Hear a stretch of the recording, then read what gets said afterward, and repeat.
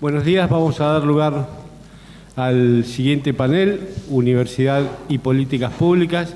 Indudablemente que es un tema que quedó planteado justamente en la charla anterior cuando terminamos terminó la charla, mejor dicho, con una alusión a la necesidad de establecer la relación entre la universidad, la autonomía universitaria y las políticas públicas en investigación y desarrollo.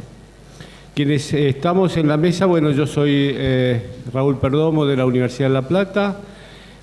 Nos acompañan, creo que estoy en este orden, Miguel Blesa, presidente de la Asociación Argentina para el Progreso de las Ciencias, licenciado y doctor en Química, orientación físico-química y química nuclear de la Universidad Nacional de La Plata. Juan Carlos del Bello, rector de la Universidad Nacional de Río Negro, licenciado en Desarrollo y Programación Económica, investigador en temas de educación superior, desarrollo y transferencia de tecnología. Fernando Peirano, subsecretario de Política en Ciencia, Tecnología e Innovación Productiva del Ministerio de Ciencia, Tecnología e Innovación Productiva, quien es licenciado en Economía por la Universidad de Buenos Aires, y Roberto Williams, rector de la Universidad Nacional de Mar del Plata, doctor en Ciencias Químicas por la Universidad Nacional de La Plata. Perdón, pero tenemos alguna preeminencia los platenses acá en este panel. Bueno, para empezar entonces le damos la palabra a Miguel Ángel Blesa.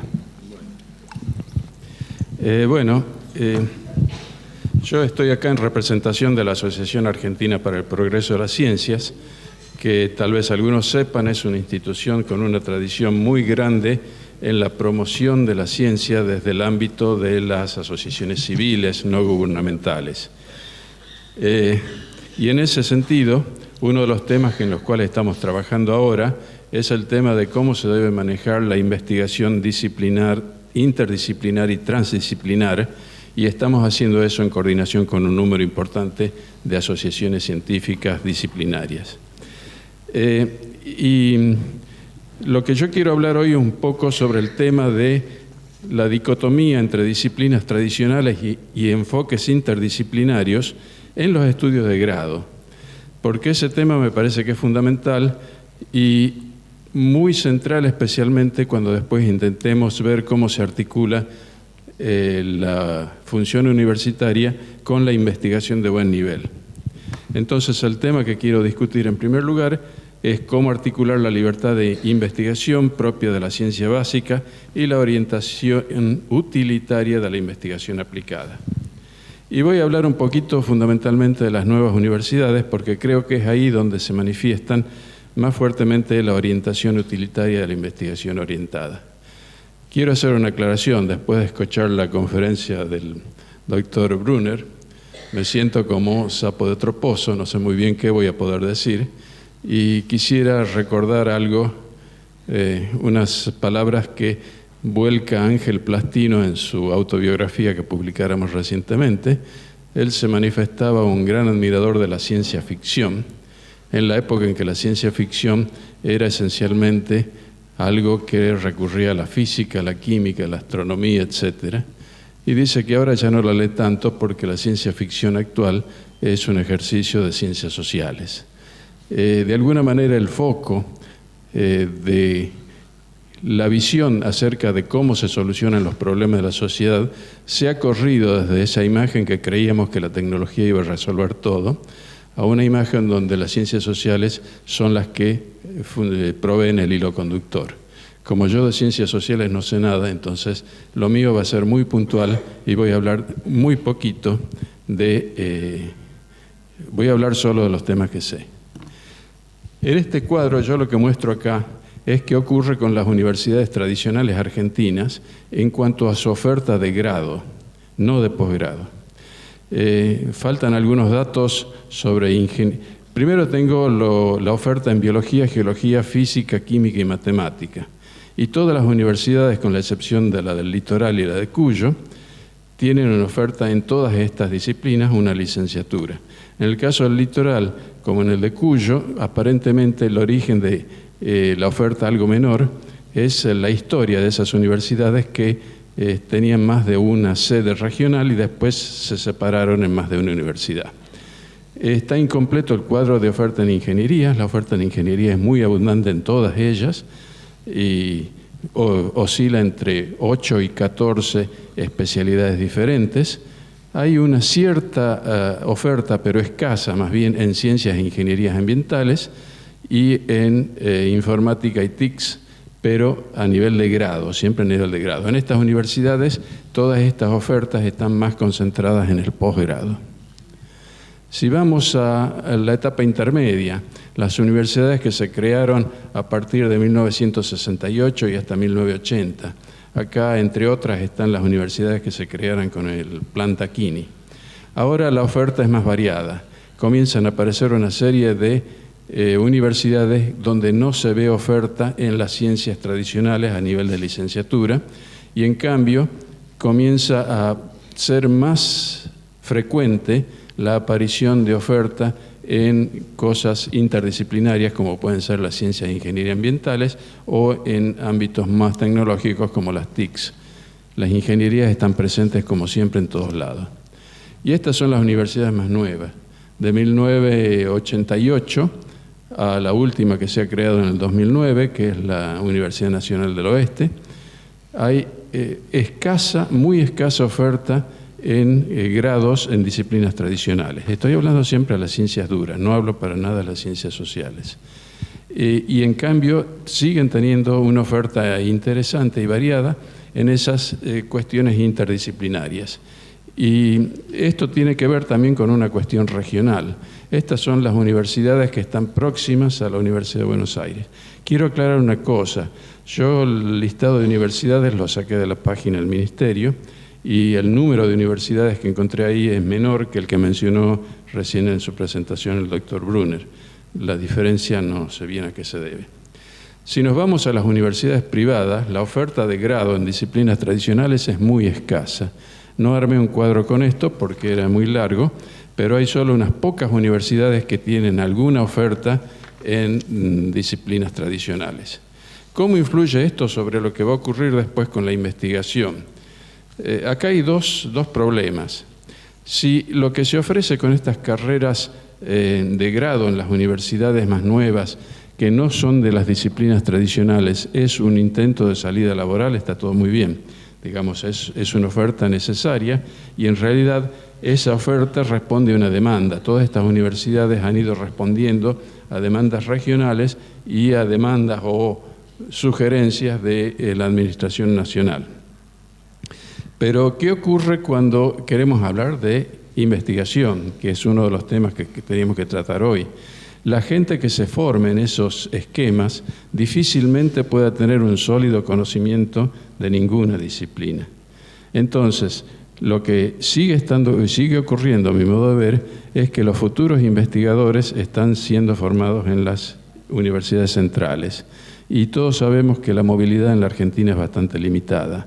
Entonces, es posible que las universidades del conurbano puedan llegar a nutrirse de investigadores si es que van a hacer investigación, pero algunas de las universidades más distantes se abre un signo de interrogación acerca de qué es lo que va a ocurrir. Bueno, entonces, les leo algo que había escrito acá. Está claro que esta definición de la oferta de grado es coherente con la priorización de la investigación orientada frente a la investigación básica. Subyace en estas estrategias de desarrollo institucional el reconocimiento de la demanda como elemento fundamental. La demanda, como decía, es por un lado la demanda de la sociedad local y por otro la demanda del Estado Nacional. Se diseña la oferta en función de la demanda. Pero, ¿qué pasa con la investigación? La investigación rara vez es libre, responde a los estímulos, y eso es especialmente cierto en las ciencias experimentales que requieren de financiamiento especialmente elevado. Más importante me parece es analizar hasta qué punto es viable un fuerte desarrollo de la investigación orientada cuando no hay ni oferta ni demanda en formación de ciencias básicas en la gran mayoría de las universidades que se han ido creando. Insisto, no hay oferta porque no hay demanda.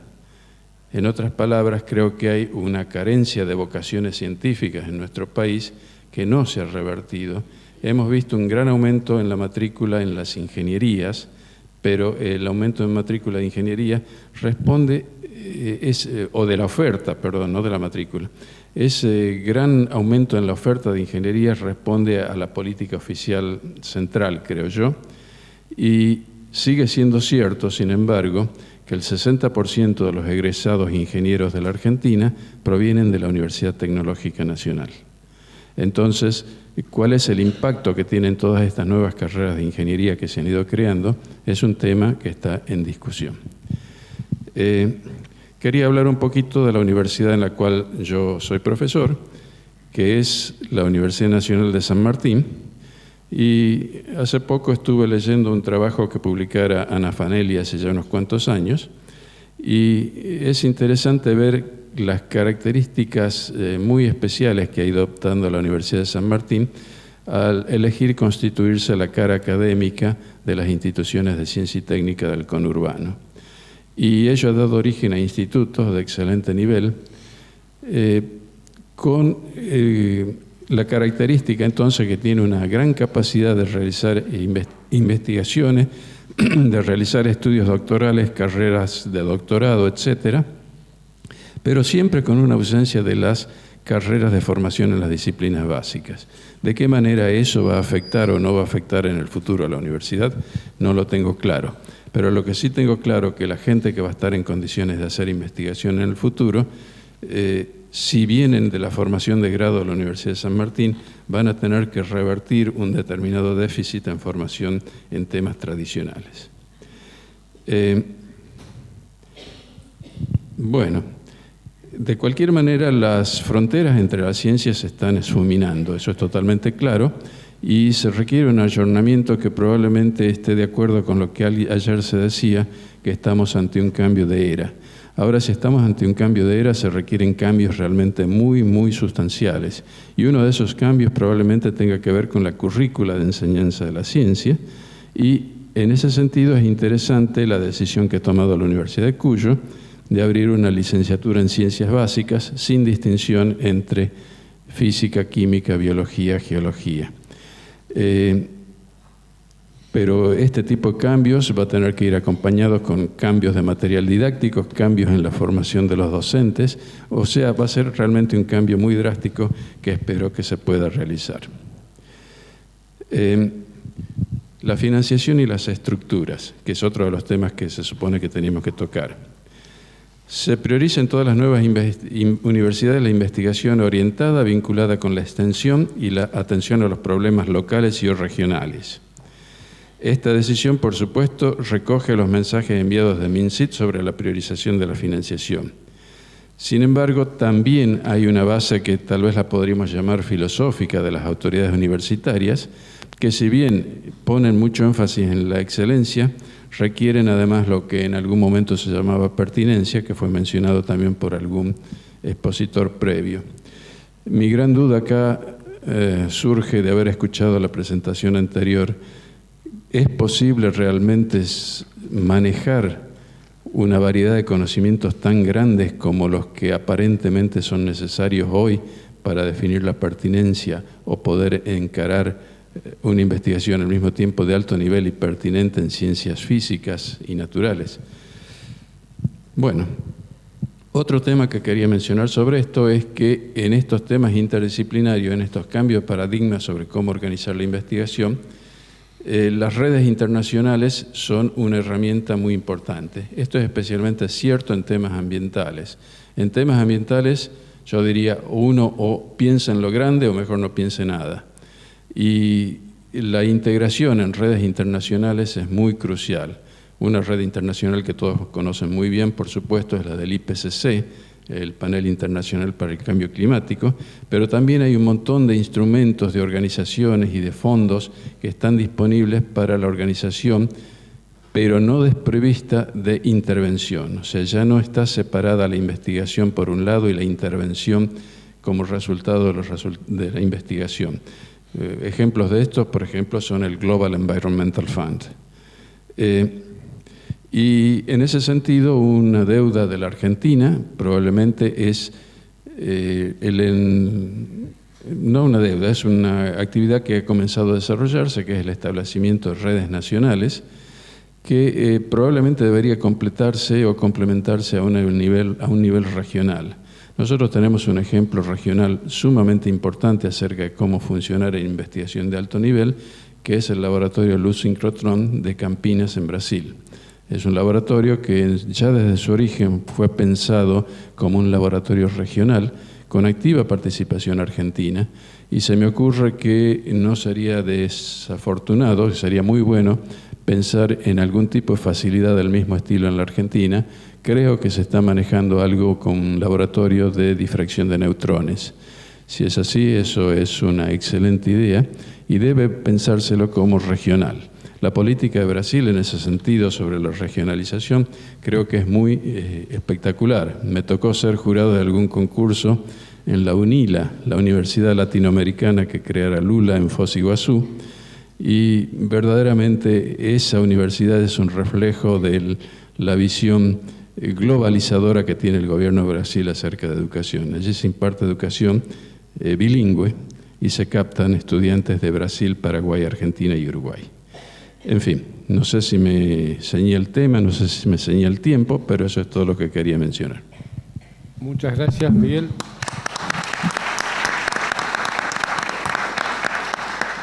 Le vamos a dar la palabra a cada uno y luego hacemos una ronda de preguntas. Juan Carlos del Bello. Bueno, en primer lugar, muchas gracias a los organizadores por la invitación a participar en este panel. Este panel tiene una serie de preguntas concretas, creo que distintas a las de ayer. En el panel de ayer lo que se trataba de ver era qué pasaba al interior de las universidades. En este panel me parece que está más enfocado a cómo las políticas públicas de investigación y desarrollo pueden contribuir al desarrollo de un sistema universitario más de investigación. Yo creo que lo que ha planteado José Joaquín Brunner en la mañana, al plantear para América Latina cuáles son las universidades de investigación o que hacen algo de investigación, pues son muy pocas. Y en el caso argentino, que es básicamente lo que me voy a referir, pueden ser menos aún en comparación con el caso brasileño. Y voy a arrancar planteando un contexto. No se le puede pedir peras al olmo. Si una universidad autónoma decidió transitar un sendero que no es el de investigación, todo lo que hablemos es hablar es retórico, porque no hay receptividad. Es decir, yo creo que hay universidades que adoptan un sendero de desarrollo que no es el de investigación y lo hacen en función de su autonomía. En el caso argentino esto es muy claro, las universidades son autónomas, tanto las privadas como las estatales. En el caso de la privada, digamos, tenemos que hacer una nota a pie de página que es bastante más complejo, ya que no pueden contar con subvención estatal, está prohibido por ley, a diferencia del caso chileno, y esto conlleva que aquellas que puedan querer optar por un sendero más de investigación tienen severas dificultades de estructura. En el caso de las universidades públicas de Argentina, venimos con un perfil profesionalista que data del siglo XIX y del principio del siglo XX, de manera tal que uno se pregunta si ese sendero se ha modificado o no. Yo voy a ser muy taxativo, ya saben que soy bastante provocativo, no ha cambiado mucho. Es decir, seguimos igual que siempre. En términos de matrícula universitaria, el 43% de los alumnos se inscriben en carreras de ciencias sociales, en las cuales predominan la ciencia de la administración y contador público, que en algunos países ni siquiera es una carrera de carácter universitaria, con profesores de dedicación simple. La segunda carrera, grupo de carrera, digamos, de matrícula es abogacía. Ciencias básicas en el otro extremo, 3% de los alumnos. Y en ciencias aplicadas, que incluye las ingenierías, 25%. Bueno, entonces tenemos un problema de carácter estructural, y esto se discutía ya con Sarmiento y Alberdi. Así que voy a arrancar diciendo que el otro día nos convocó el jefe de Gabinete de Ministros a una reunión en la Casa de Gobierno a todos los rectores de las universidades nacionales para transmitirnos el siguiente mensaje. A partir de ahora, esa intención del gobierno nacional orientar el financiamiento universitario a la agenda de las políticas públicas gubernamentales. Esto quiere decir carreras que tengan que ver con las ciencias básicas y las ciencias aplicadas, el tema de la energía, que pasa a ser una cuestión estratégica, no casualmente por el déficit que tenemos de 12.000 millones de dólares anuales de déficit energético. En tercer lugar, las ingenierías, y en cuarto lugar, las industrias culturales, que tienen que ver con la producción de contenidos, etcétera, y otros aspectos vinculados a las industrias culturales. Celebré esa buena noticia, que quizás no sea tan buena para algunas universidades, y le mandé al ministro un correo electrónico ese mismo día, que no quiero dejar de leerlo, porque es lo que le dije, que bueno, Alberto estaba muy contento, tenía ganas de hablar, y bueno, éramos 55, era bastante difícil. Entonces le transmití esto. Digo, en el sudeste asiático el 70% de alumnos cursan ciencias aplicadas de ingeniería, en el nuestro 50% estudia Derecho, Medicina y Contador Público. A principios del siglo XX, el Congreso de la Nación, bajo la hegemonía de la generación del 80, debatía si el Estado debía o no apoyar presupuestariamente las carreras que no tenían que ver con, comillas, el progreso económico, tales como Derecho y Medicina. Ello no era casual. Reproduzco un párrafo de un libro que escribimos con otros autores, acá presente está Osvaldo Barqui. Para 1886 la Universidad de Córdoba y Buenos Aires era un espacio profundamente elitista sobre una población del país cercana a los 4 millones, apenas cursaron en la primera 173 estudiantes y 602 en la segunda, un total de 775 universitarios, que representaban menos del 0,2 por mil de los habitantes. Mayer sostiene que en estos años primó el desarrollo de la universidad, cuya función fue exclusivamente entrenar a profesionales, dotándoles de una preparación adecuada para su desempeño práctico de un título que otorgara legitimidad social. La universidad era así concebida como un ámbito para la recepción y acumulación de conocimiento y para su puesta en circulación. No había espacio en ella para la producción, hecho que tendría enorme significación para el posterior desarrollo de la investigación científica en el país. Para este autor, el sistema docente que se estableció a través de los estatutos de estas dos universidades, me refiero a Córdoba y la UBA, y la ley Avellaneda, determinó este carácter del modelo universitario. El mismo no era ajeno al modelo educativo dominante, que daba prioridad a la producción de abogados. El enfoque de Alberdi y Sarmiento, que pretendieron transformar la enseñanza en criterios, comillas, pragmáticos utilitarios, fue desplazado por la asignación de la educación a una función política de formar al ciudadano y no una función económica, manteniéndose, decía Tedesco, que fue ministro de Educación, alejada de la enseñanza de las orientaciones productivistas. La educación se concebía más como una garantía del orden que como condición de progreso, siguiendo a Adorla, y se desalentó la formación para la inserción en el sistema productivo. Se privilegió el enciclopedismo y los colegios nacionales sobre las escuelas comerciales y técnicas.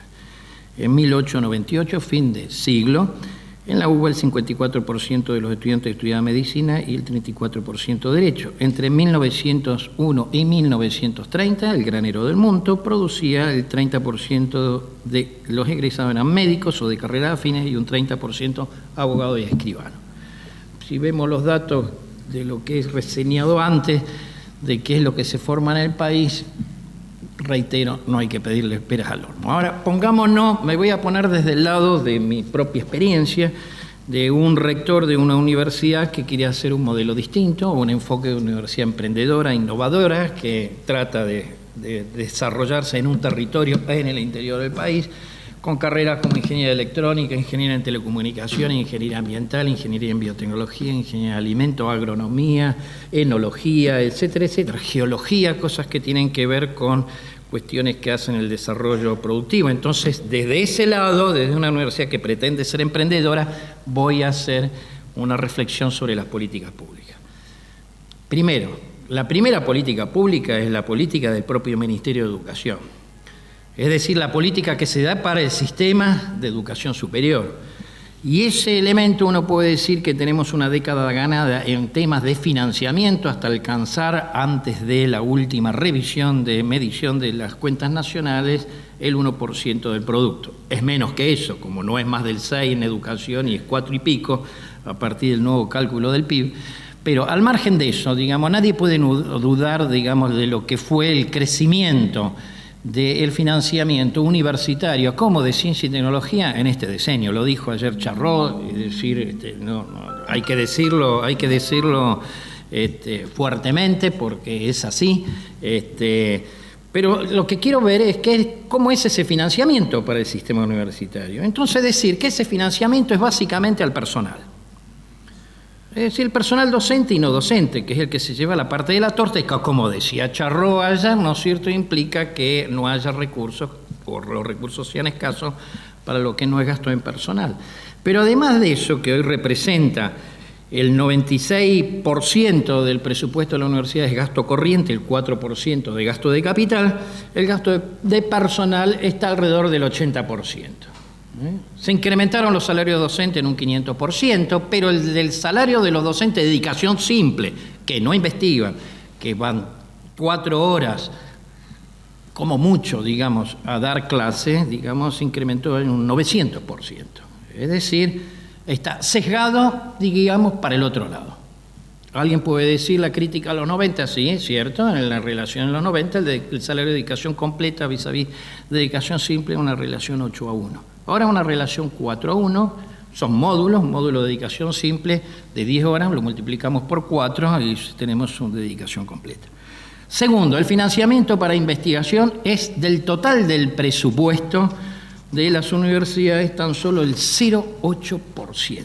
Desde hace 4 años está congelado y los rectores, Raúl ha sido presidente de la Comisión de Ciencia y Tecnología del CIN, yo vice en el último año, y nos desgañitamos diciendo necesitamos financiamiento para las actividades de investigación. Las actividades de investigación recibimos algunas universidades menos del equivalente a $2.000 por año por proyecto. O sea, estamos bajo la línea de flotación. Esto quiere decir que el financiamiento básicamente es para la función de educación, y si para la función de educación los incentivos están dirigidos para la formación de profesionales, no para la formación en ciencias básicas, ciencias aplicadas, etcétera, etcétera. Sin que esto signifique un demérito de la investigación en ciencias sociales, ¿eh? O sea, quiero aclarar para que no quede ninguna duda al respecto.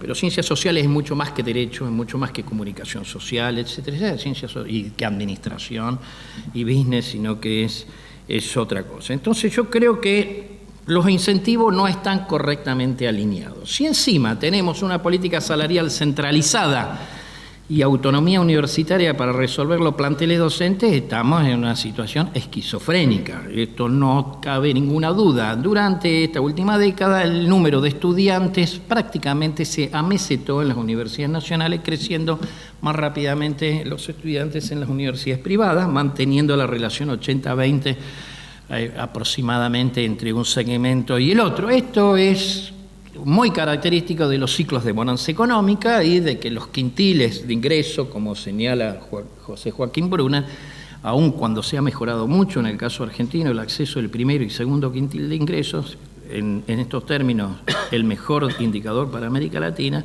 sigue siendo una universidad de los quintiles de tercero, cuarto y quinto. Las políticas de financiamiento que son dirigidas, orientadas o focalizadas representan el 4,3% del financiamiento total. Esto, en la época que yo estuve en esta casa, representaba el 36%. Es decir, las políticas orientadas. Así que celebro la nueva orientación de la política de financiamiento. Vamos a ver cómo se come eso. Es decir, que creo que los que hacemos lo que estamos haciendo, como las ingenierías que he mencionado, y otras carreras, tendremos alguna oportunidad de un financiamiento orientado.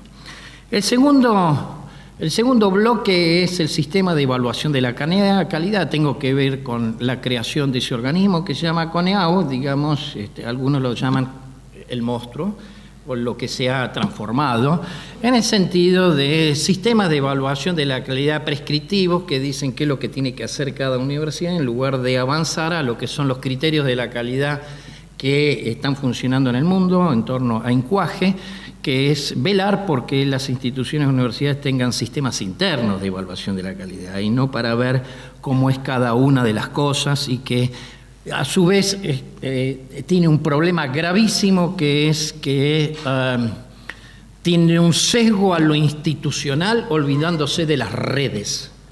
Una universidad nueva como nosotros, digamos, estaríamos deseosos de trabajar juntos con otros que tienen mayor trayectoria y mayor tradición y hacerlo en red.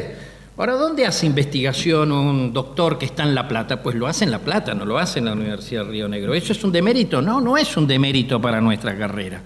Es decir, forma parte de un trabajo de carácter sistémico. Yo creo que el tema de los sistemas de evaluación de la calidad de CONEAU, en particular para la carrera del artículo 43, que son casualmente las ingenierías, la biología, la química, la física, etcétera, etcétera, requiere prontamente un cambio fundamental en torno a lo que son la definición de los estándares.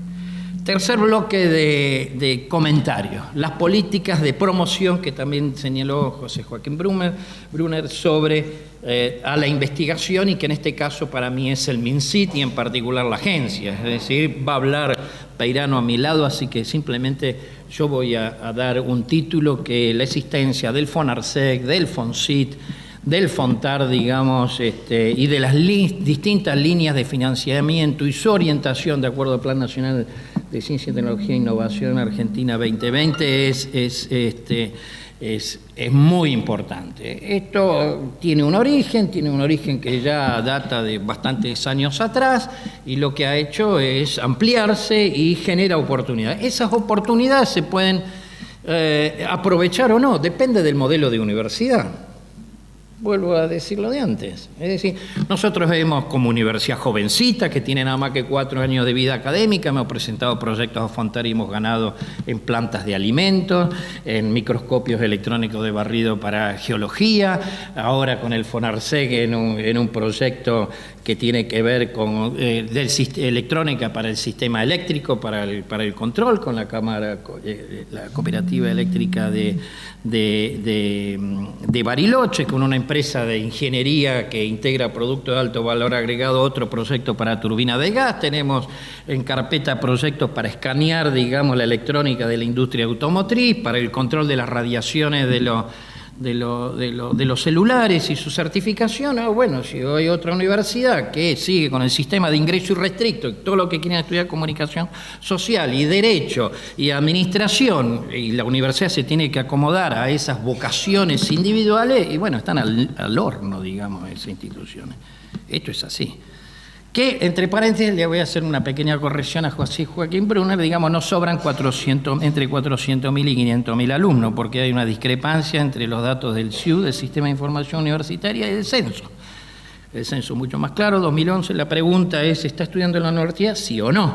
Luego va si privada o estatal. Y nos sobran 500.000. ¿Estos qué son los 500.000? Los que alguna vez se inscribieron y nunca fueron borrados de las estadísticas. Así que el presupuesto para alumnos en realidad es un poquito más alto. Esto se correlaciona con la cantidad de alumnos que aprueban al menos 2 materias por año.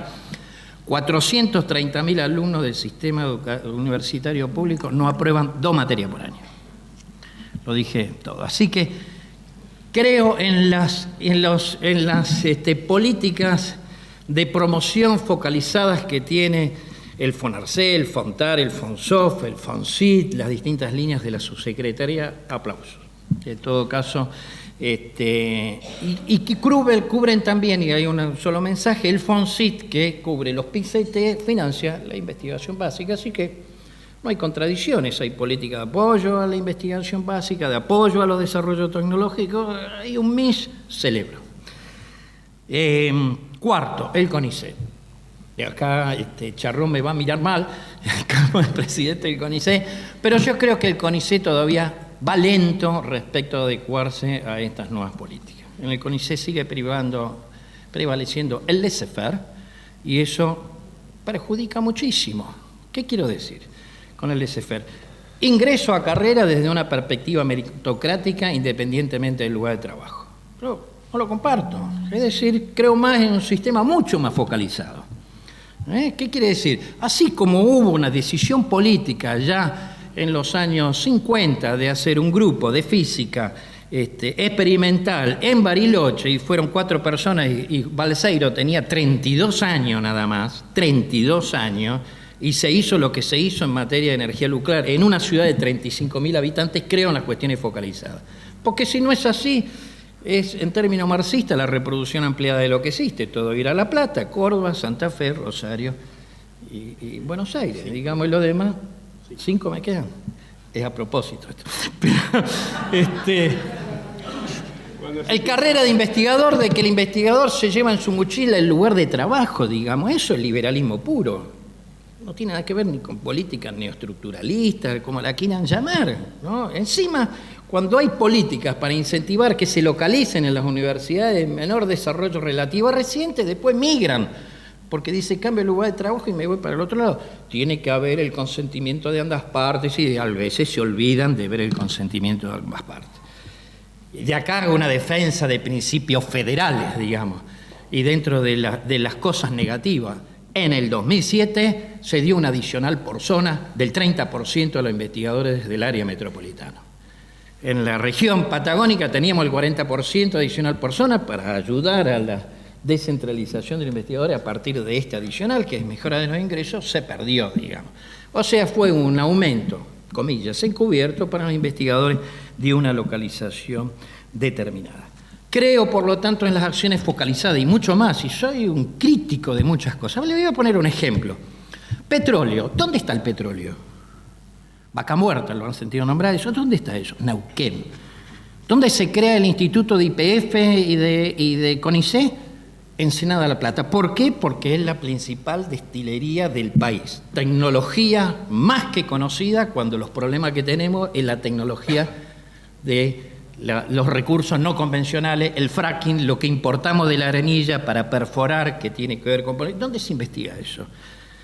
¿No es cierto? Entonces, los que queremos hacer punta en algún lugar del interior, si no podemos llegar a tener un instituto vinculado al petróleo, yo de Río Negro estoy a 45 kilómetros, ahí nomás, ¿no es cierto? Y digo que se pueden hacer cosas en geología. Más de 35 investigadores del CONICET, 9 con postdoc, 9 becarios postdoc, 8 con becarios doctorados, o sea, con una masa crítica interesante que puede ser comparable a otros puntos. Quiere decir que yo acá tengo una mirada crítica, digamos, y recién se están haciendo los primeros pasos. Hay un tipo de proyecto de investigación en el CONICET, en el sistema universitario, que se llaman los Proyectos de Desarrollo Tecnológico y Social, PDTS, y se va a incorporar en la evaluación del CONICET. Pero hoy por hoy, para ingresar a la carrera del CONICET, se requiere un número de artículos publicados en revistas regidas por Escopo. Es así. Entonces, si no vas por ese lado, es muy difícil. Esto no quiere decir que haga una defensa de los proyectos de investigación tecnológica o vinculados con la producción y los problemas sociales de baja calidad, porque chanterío también existe. O sea, esto lo quiero decir porque a veces pensamos que por esa relevancia nos tenemos que olvidar de la calidad. El mérito, como decía Patricio Garrahan, es calidad y pertinencia. No solamente calidad, que sería una crítica, digamos, a visiones cientificistas que ya nos los decía Oscar Barsaisky en los años 60, ni relevancia, olvidándonos de tema mínimo de calidad. O sea, las dos cosas y ver cómo lo sopesamos.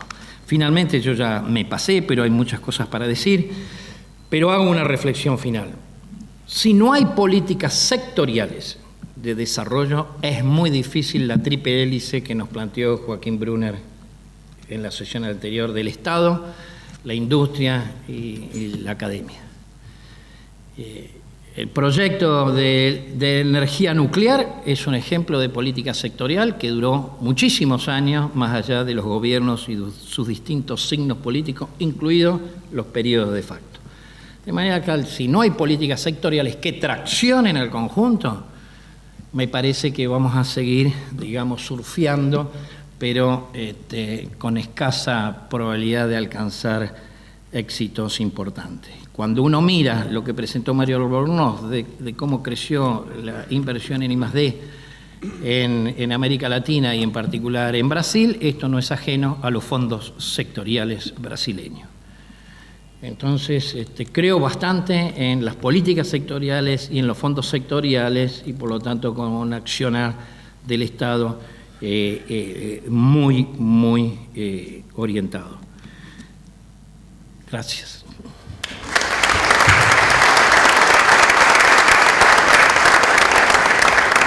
Gracias, Juan Carlos. Fernando Peirano, ¿tenés armado? Bueno, muchas gracias. Muchas gracias a los organizadores por la posibilidad de estar en este panel. Mi presentación tiene que ver con alguna reflexión respecto del rol de las políticas públicas en I+D aplicado al ámbito de las universidades. Primer punto, antes de compartir con ustedes algunas cifras y algunos detalles concretos de experiencias que estamos realizando en Argentina, quería encuadrar un poco más mi presentación. Yo creo que cuando uno discute de políticas es muy importante rescatar el contexto en el cual se discuten estas políticas, el marco. Y esto tenemos que decir que en Argentina hoy esta agenda es una agenda muy rica, muy estimulante, porque estamos en un proceso de expansión en lo económico, mirando la última década, de expansión en derechos, de constitución de ciudadanía. Hay políticas implícitas, entonces, que hacen hoy que las políticas explícitas que tenemos a nivel país cobren otra potencia y otro sentido. Y si yo tendría que poner un título al mensaje que quiero compartir con ustedes, es refugiarme quizás en categorías que hacen a mi formación y hablar del desarrollo y pensar el desarrollo como un proceso de expansión pero con especialización, es decir, hacia un avance, hacia la sofisticación del sistema. Y la pregunta de políticas en ese contexto es, ¿esta especialización, esta sofisticación es un proceso espontáneo o es un proceso que hay que incentivarlo, un proceso que requiere un deliberado esfuerzo? Y mi convicción es el segundo de las alternativas, es que tenemos que trabajar por orientar y estimular esa especialización. Y cuando uno comenta esto y lo reflexiona en el contexto que decía de expansión, de políticas implícitas, de crecimiento, de desarrollo, sabe que hay lugar para todo. Ahí entonces esto es superar falsas dicotomías, falsas antinomias, y me parece que ahí es donde el sendero que tenemos que transitar de manera colectiva y es lo que va a nutrir la reflexión sobre políticas. Parados hoy y viendo lo que sucedió en los últimos años en Argentina y en muchos otros países de América Latina que han tenido una trayectoria similar, vemos que los desafíos están por consolidar la investigación científica, esa investigación de excelencia, y sin duda los indicadores de estos últimos años han mostrado un progreso en ese sentido, pero en especial está puesto el énfasis en abordar agendas nuevas como la agenda del desarrollo tecnológico para hacer economías y sociedades que no solo utilizamos la tecnología, sino que somos capaces de desarrollarla en función de nuestros pilares culturales, económicos y políticos, el escalamiento de muchas experiencias que tenemos ya realizadas pero que no llegan a tener un impacto, mover el amperímetro porque necesitan tener más volumen, incluir otras dimensiones como la agenda inclusiva, la agenda de la inclusión, de la afirmación de derechos y el carácter federal en el caso de Argentina. Y esto entonces es un desafío mucho más complejo que mejorar la calidad de nuestra investigación científica, sabiendo que posiblemente en nuestras sociedades, en América Latina, el cambio y la contribución de la ciencia y la tecnología en ese discurso un poco civilizatorio que hoy a la mañana se mencionaba, no va a pasar por hacer mejor las trayectorias habituales que marca la academia, las comunidades disciplinarias, sino que hay que ser disruptivo, encontrar los atajos y los puentes para cambiar y aportar desde otro lado. No por la acumulación, yo creo que Argentina y América Latina va a cambiar su posición relativa en el mundo, sino por aportes disruptivos, y esto tiene que ver por eso, darle importancia a la agenda más amplia y nutrida a la que hacía referencia. Y como este no es un desafío para nada menor, es el desafío en definitiva del desarrollo, la articulación es un tema central y entonces esto jerarquiza muchas herramientas, y también la recuperación de la planificación, porque a problemas complejos es muy difícil que las políticas puedan abordarlo si no se hace con un ejercicio de planificación explícito. En estos años ambas dimensiones, más la planificación que la articulación, se ha puesto en relieve y ha tomado protagonismo. Y los cambios en los actores, y volviendo a esta idea del desarrollo como expansión con especialización, sin duda requiere de incentivos, pero vivimos en sociedades y en entramados muy complejos que a veces el sistema de incentivos no logra cambiar las trayectorias y conductas de los agentes. Por eso no es para nada desdeñable los proyectos estructurantes, esas experiencias concretas que permiten salir de la inercia de las relaciones sociales, productivas, y generar de manera forzada nuevas vinculaciones dinámicas y modos de trabajo. En ese punto también señalar que muchas veces yo desconfío de esta idea de que hay una demanda a atender. La demanda hay que construirla. Entonces también los proyectos estructurantes tienen que ir en función de construir esta demanda. Ni los empresarios saben ni con precisión qué puede aportar la ciencia y la tecnología, el conocimiento a sus actividades, ni los movimientos sociales, las demandas sociales están con una claridad como para ir a atenderlas. Entonces hay que poner proyectos también que construyan esta demanda. En este punto y contexto sí voy al tema de la universidad. Entonces quería mencionar algunas cuestiones. En primer lugar, tenemos una muy buena plataforma para trabajar esto y la universidad tiene un protagonismo importante ya hoy en día. Por un lado, la matrícula que se ha comentado en varias ocasiones en el día de hoy, es una matrícula importante, es decir, la universidad forma parte de circuitos y dinámicas sociales muy extendidas, tiene el desafío de la masividad, tiene la tasa de graduación, pero la universidad es una institución presente y de importancia en nuestro sistema. Y esto lo digo porque pensando en la universidad a nivel más global, hay distintas universidades, sin duda distintas universidades dentro de nuestro sistema, pero también hay distintas universidades como institución a lo largo de los países y continentes. Entonces, en América Latina creo que esto es un rasgo descriptivo que nos marca una línea de base sobre la que trabajar. Después tenemos los docentes universitarios con dedicación exclusiva, 20.335, es un 13% del total de los docentes universitarios, es una cifra que no ha cambiado demasiado en los últimos años, es un tema hacia dónde avanzar y expandirnos. Y por otro lado está el financiamiento universitario que ha crecido en el 2006 estaba en torno al 0,61% del PBI, la cifra del 2011 es 0,92, más allá de los cambios hoy en día del denominador, la relación se mantiene, es decir, aumentó casi un 50%. No aumentó un 50% el número de alumnos, más allá de la medición que uno tome, del indicador que tome, es un crecimiento de un 10%, es decir, hay más recursos, hay más universidades también, y esto es una línea de base. Específicamente, ¿qué hace hoy la universidad en materia de I+D? Bueno, ejecuta el 31% de los fondos de I+D. No es una cifra para nada menor y creo que tiene un protagonismo que a veces, cuando uno trabaja la agenda de ciencia y tecnología, no se le da el espacio suficiente a esta condición. Forma doctores.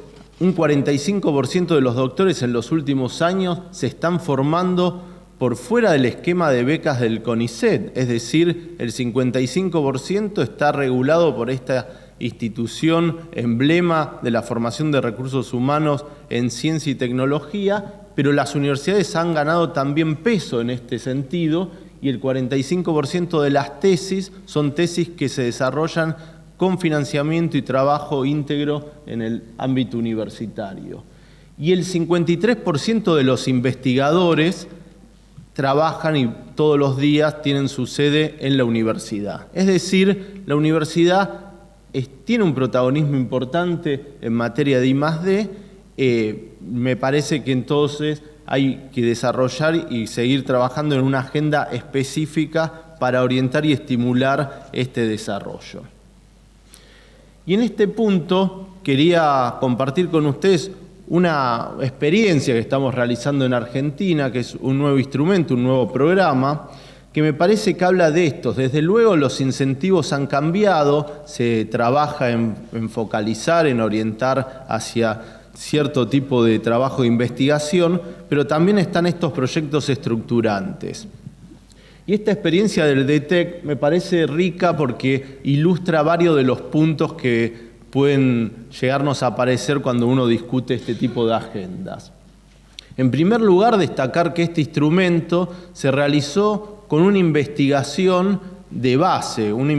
El diseño es tributario de un trabajo cualitativo y cuantitativo, trabajando sobre el segmento de doctores de reciente graduación, viendo sus expectativas laborales, sus expectativas académicas, y a partir de esas reflexiones se fue construyendo este programa. Un programa que alienta la inserción de doctores en el marco de programas de investigación orientada a problemas y con un fuerte énfasis de federalización. Y además, este instrumento se constituyó en el marco de una articulación, que es una articulación que hay que reforzarla, y porque creo que es el puente central que tenemos que recuperar, que es el diálogo entre la función de I+D de la universidad y lo que son las políticas de ciencia y tecnología. Hoy en Argentina, al estar en dos jurisdicciones, en dos ministerios distintos, muchas veces la articulación no es del todo fluida y cuesta muchas veces, sobre todo no los grandes trazos, pero sí la sintonía fina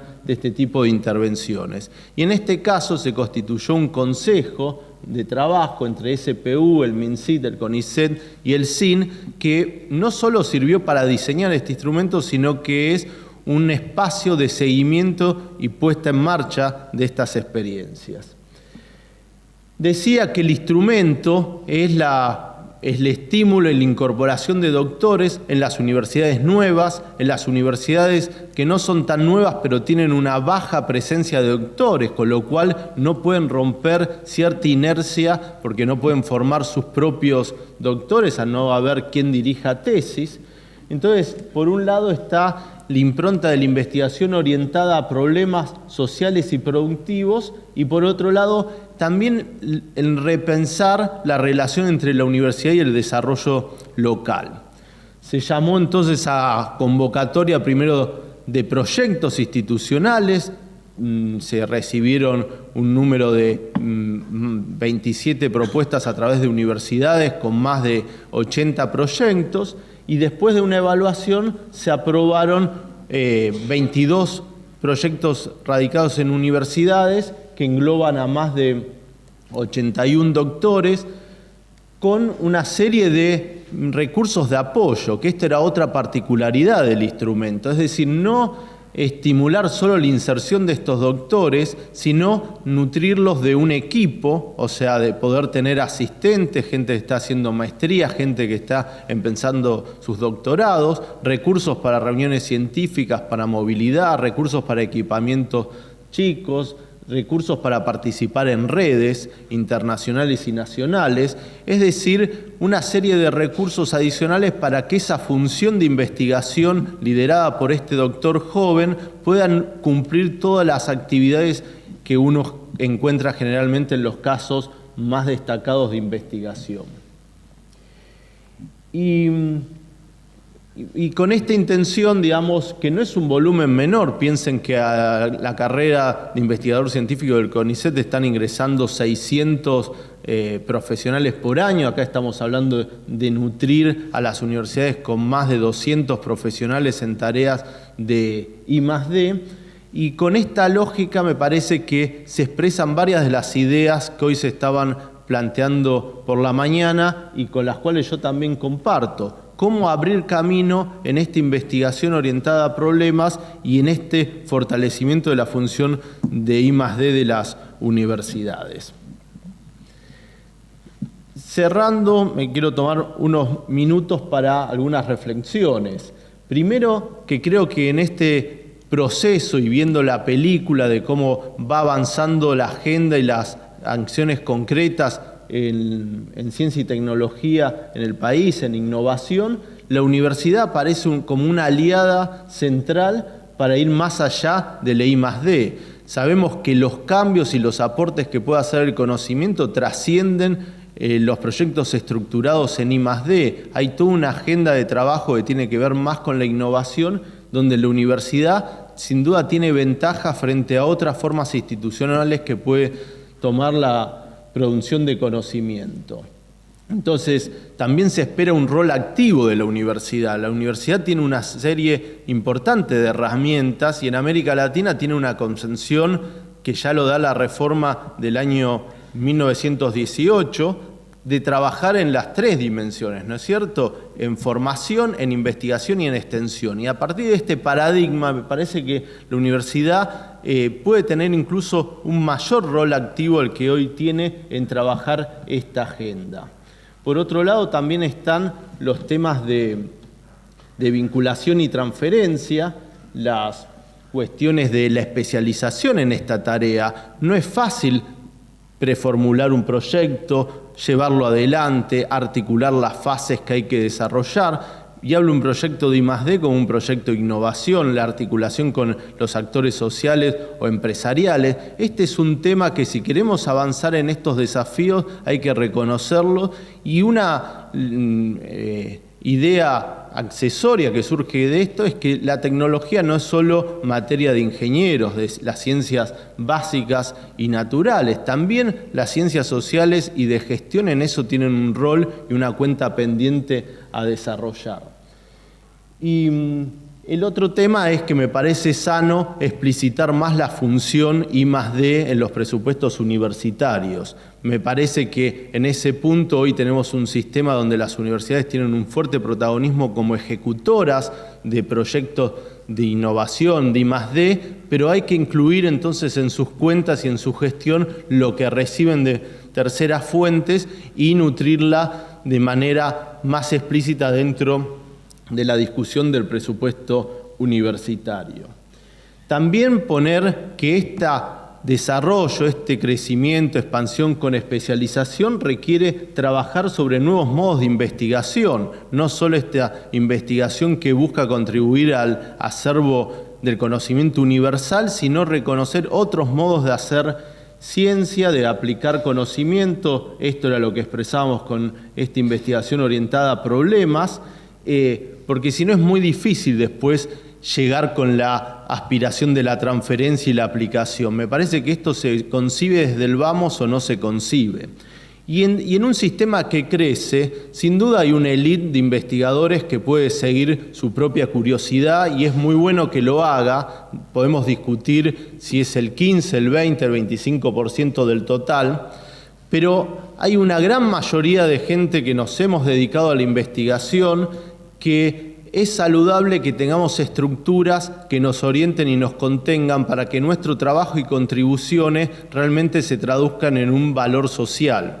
Y en ese punto no es uno de los falsos dilemas a mi modo de ver. Hoy en día tenemos sostenimiento a la investigación básica sin orientación y tenemos orientación. El 25% de las becas del CONICET van a los temas estratégicos del plan de ciencia y tecnología, el Plan Argentina Innovadora 2020, no va el 100%. El 25% es el punto que hoy para nuestra situación lo encontramos adecuado.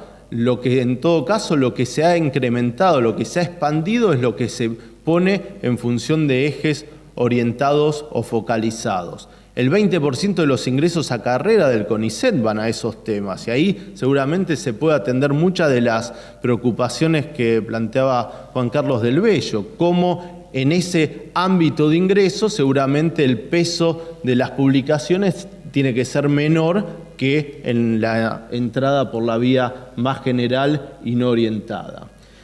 Y en ese sentido, este reconocimiento a especializarnos y reconocer distintos modos de hacer ciencia también se refleja en la gran agenda y trabajo que se está haciendo con la discusión de los sistemas de evaluación, porque tenemos que ser también más sofisticados al evaluar, tenemos que tener criterios más diversos para atender diversos objetivos. Y en eso creo que en estos años hay un reconocimiento importante de las novedades que llegaron, son novedades bienvenidas, necesarias y que plantean una base muy interesante para seguir adelante, tanto con la discusión que se hizo con el sistema de evaluación que hoy se aplica en el ámbito del CONICET, como los programas de investigación para el desarrollo tecnológico y social. Repensar una y otra vez en una sociedad que cambia, que se transforma, en un sistema que crece y se transforma, el reflejo en lo institucional. ¿Cuál es la institucionalidad más adecuada para gobernar esto, conducirlo e incentivarlo? No tenemos que quedarnos con situaciones estancas, con situaciones parceladas. La cuestión de la articulación está presente y hoy en Argentina existen distintos subsistemas de ciencia y tecnología y creo que la agenda para los próximos años es seguir avanzando en una articulación efectiva de esto. Algunos países lo hacen desde lo institucional, algunos países lo hacen desde lo presupuestario, otros países lo hacen desde experiencia de proyectos transversales o estructurantes. Tenemos que tomar una decisión y avanzar con más firmeza en eso. Y por último, entonces, esta idea del mensaje. Yo creo que estamos en un punto muy interesante de nuestra experiencia como país, un proceso que tiene políticas implícitas de expansión, como decía, tanto en lo económico como en lo social.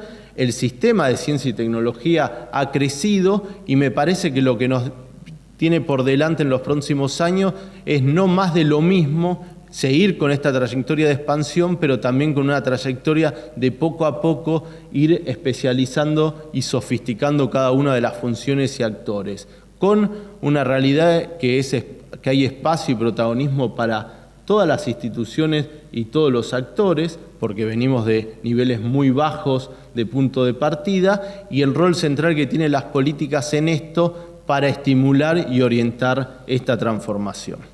Bueno, muchas gracias por la atención.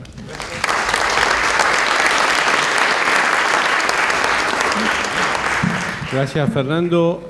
Profesor Roberto Williams, que no es el rector de la Universidad de Mar del Plata. Hecha esta aclaración para no tener problemas con mi rector. Yo no soy especialista en estos temas, me invitaron a hablar y voy a hablar. Gracias, Mario, por la invitación. Voy a hacer una mirada de este tema desde alguien que es profesor, investigador en el área de las ciencias aplicadas e ingenierías en una universidad mediana que es la Universidad Nacional de Mar del Plata.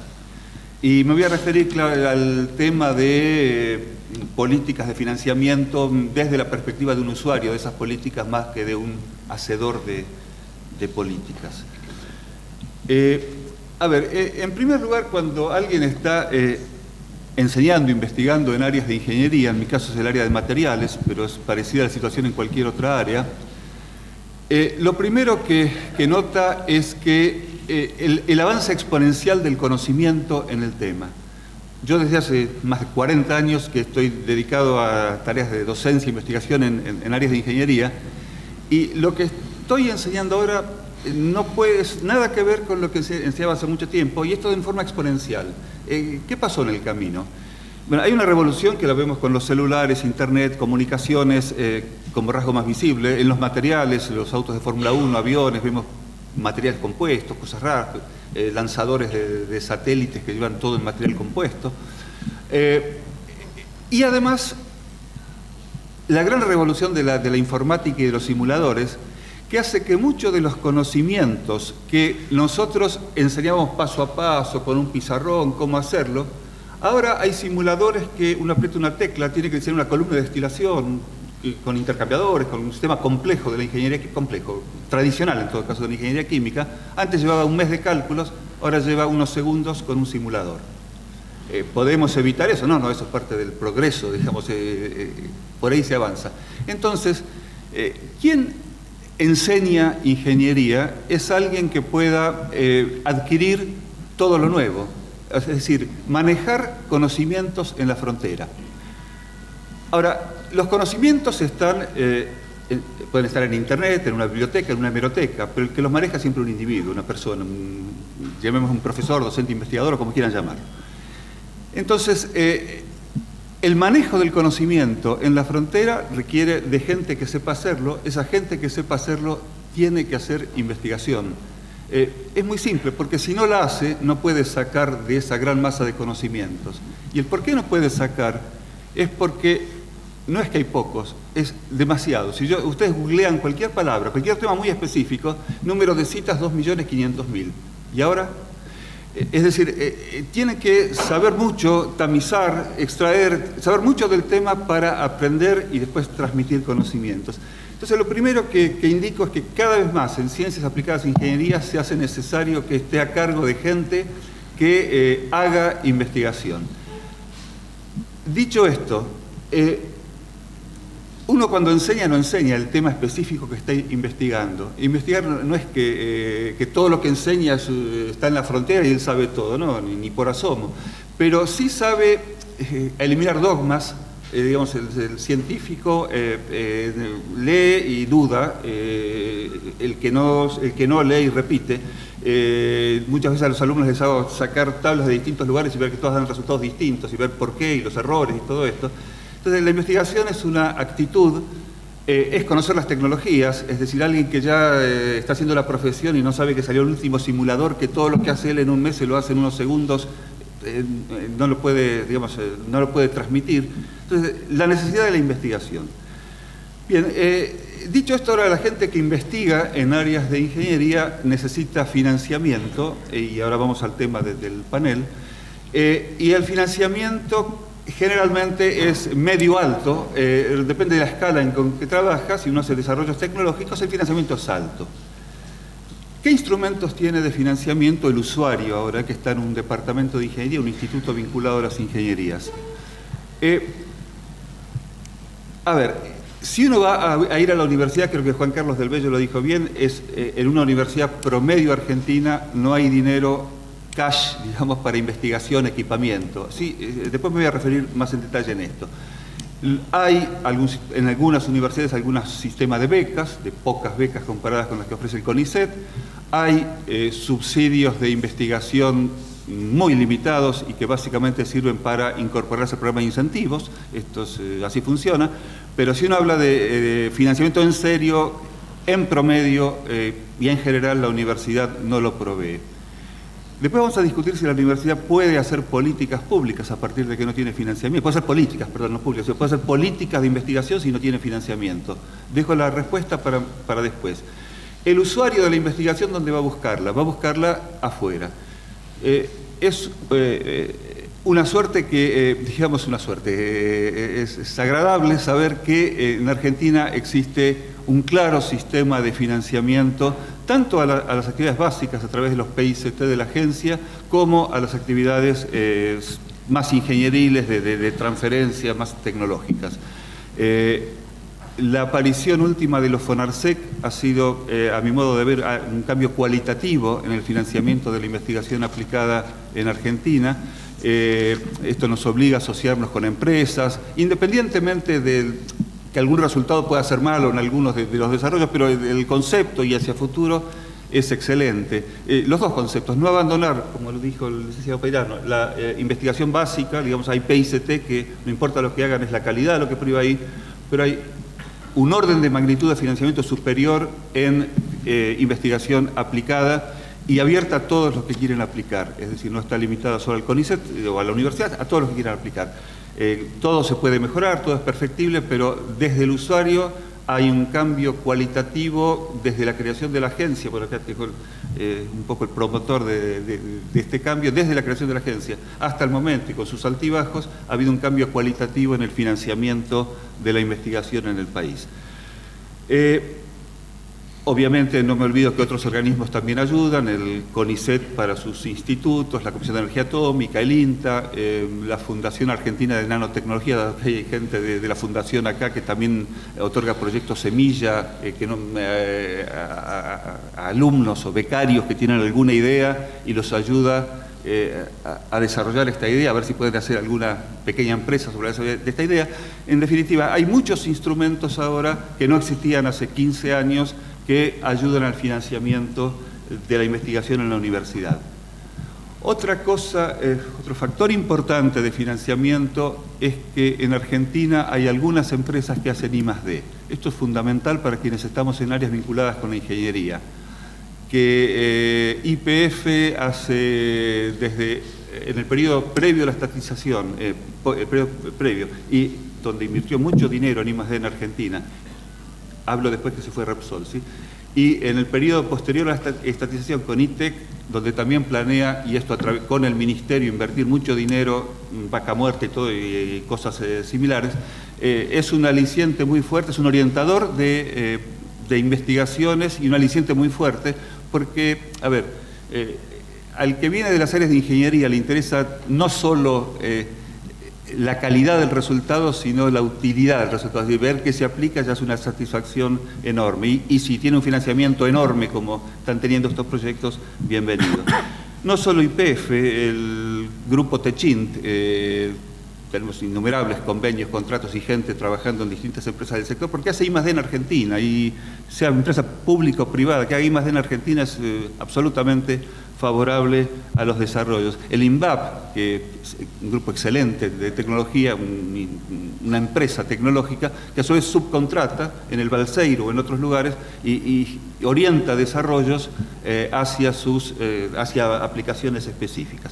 Así que desde el punto de vista del financiamiento mirado desde un usuario, el abanico es enorme en la medida que uno tenga proyectos de calidad, pertinentes, relevantes y que reciban financiamiento.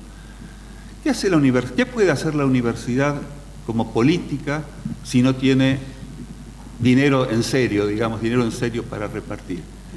Yo creo que nos olvidamos de un detalle, y es que la universidad tiene el 80% de su gran presupuesto, gran entre comillas, en personal. La universidad es la que decide, o la que podría decidir, a quién contratar, quiénes son sus profesores, etcétera. El problema en las universidades tradicionales es que esto es una práctica como que se reproducen a sí mismas porque el sistema es de concursos, bienvenido, pero de grupos que ya están y siguen y es siempre lo mismo, no hay como innovación en el personal. Sería muy bueno, existen algunos ejemplos, de poder contratar a personajes que cambien la situación y enseguida voy a dar un ejemplo. Yo creo que ese es lo principal que puede hacer es decir, tiene un instrumento enorme de política que es el personal y que no lo usa, o no lo usa como lo tiene que usar. Es decir, reclutar talentos. Ahora, ¿cómo se reclutan talentos y cómo se incorporan en una política que tiende a ser siempre distributiva en la universidad y que no genere problemas porque a él tal edificio y a mí no tal edificio, porque le doy infraestructura y no le doy, etcétera? El segundo tema de políticas en el área en el cual estoy hablando, que es muy importante, es todo lo que favorezca crear empresas. Perdón que sea tan fenicio, también puedo hablarles de algunas cosas que son sociales, como cosas que se hacen con hospitales, pero lo vinculo al financiamiento en este momento. Hay un tema donde no hemos desarrollado suficiente potencial en Argentina, que es la creación de empresas de base tecnológica desde las universidades. Hay mucho discurso en eso y pocas empresas creadas.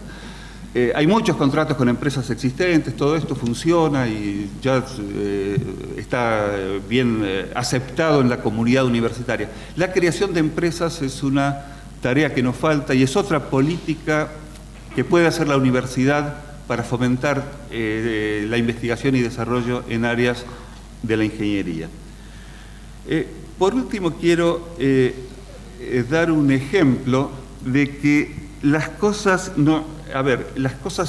importantes no se hacen como resultado de grandes políticas en mesas que distribuyen recursos, sino que, como dije al principio, están en manos de individuos. Son pocas personas las que mueven el amperímetro en un país, en una institución, en I+D. Se mencionó acá a Balseiro, que fue a los 32 años al Instituto Balseiro con 4 personas y desarrolló el Instituto Balseiro. Yo quiero hacer un homenaje al que ideó la Comisión Nacional de Actividades Espaciales, que fue Conrado Barotto, que simplemente una persona ideó un proyecto y se lo vendió a un ministro de Economía. Y le dijo al ministro de Economía, no necesito plata para financiamiento, yo a usted le voy a hacer ganar plata con este proyecto porque voy a relevar con satélites la producción agraria, las inundaciones, etc. Y usted va a ganar plata, el país va a ganar plata, no usted. Y hoy tenemos la Comisión Nacional de Actividades Espaciales. Hay varios ejemplos de estos. Entonces, todo está, si una universidad encuentra un talento como este en algún área, puede generar un potencial enorme y tiene los recursos para hacerlo.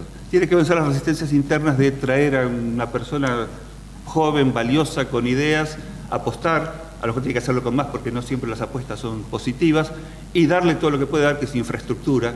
En algunas universidades le pueden dar suplementos salariales, pero en fin, todo para que esto pueda progresar. Doy un ejemplo final y con esto termino. A ver, no lo quiero poner como ejemplo para la Argentina, pero sí tengo que reconocer que es un ejemplo de el ingeniero más reconocido en el mundo. Trabajando en un ámbito académico, quiero decir, no un ingeniero que trabaja en un ámbito académico más reconocido en el mundo. Es alguien de Estados Unidos, es un profesor del MIT, que se llama Robert Langer.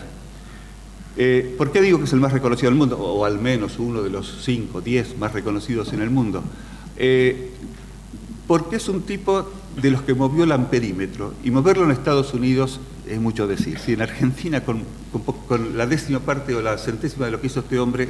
Este es un ingeniero químico de unos 60 años que se recibió y quiso hacer una tesis doctoral en un ámbito de la bioingeniería y desarrolló, le gustó mucho esto, aplicaciones de la ingeniería química a la medicina, básicamente. Fue uno de los pioneros en el desarrollo de sistemas de control liberado de drogas en el organismo, desarrolló tejidos que se usan, artificiales que se usan adentro del organismo, y una serie de cosas que no vienen al caso. Pero si uno le mira la trayectoria, dice, este tipo publicó 1000 trabajos científicos. Bueno, hay científicos que publicaron más, a lo mejor es un número enorme de todas maneras. Hizo 300 patentes, de las cuales 200 las licenció a compañías, son patentes en actividad.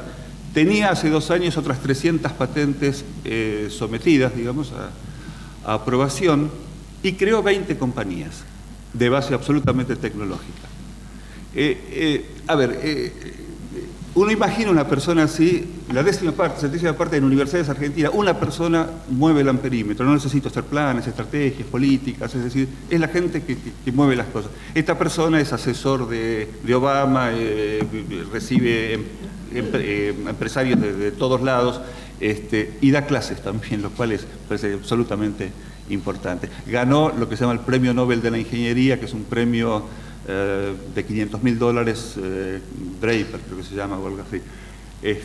Como debe haber otros ejemplos quizás del mismo nivel, pero a lo que apunto con este ejemplo no es a ensalzar a una persona, sino vuelvo a decir, a que más allá de las políticas, las estrategias, donde conseguimos la persona adecuada, hacemos el cambio.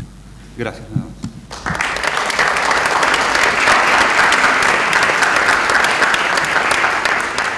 Bueno, realmente han sido muy prolijos los expositores y estamos muy en tiempo, lo que me va a permitir una reflexión de 5 minutos